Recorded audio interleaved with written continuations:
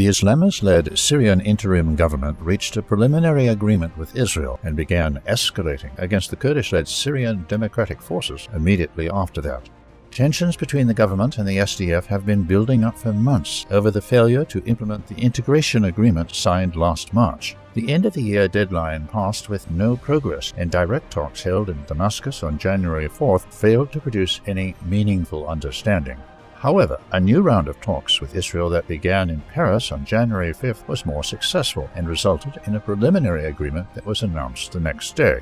A joint statement from the two countries and the United States said that the talks resulted in the creation of a joint fusion mechanism, a dedicated communication cell meant to facilitate immediate and ongoing coordination on their intelligence sharing, military de-escalation, diplomatic engagement, and commercial opportunities.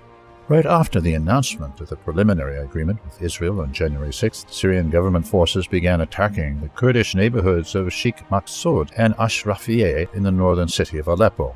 Multiple attempts to de-escalate failed, and by the end of the day it became clear that government forces are preparing a military operation to capture the neighborhoods, which are under the de facto control of the SDF.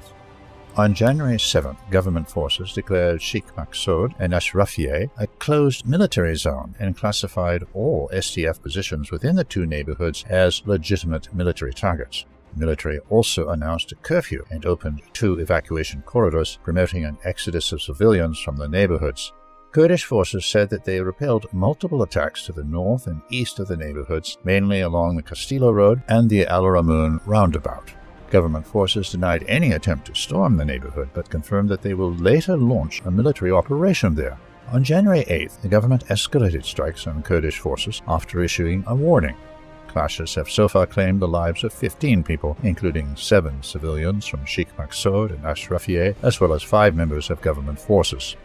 Despite the progress in talks with Syria, Israel condemned the attack on Kurdish forces in Aleppo city, with the foreign minister slamming the systematic and murderous repression of Syria's various minorities by the government.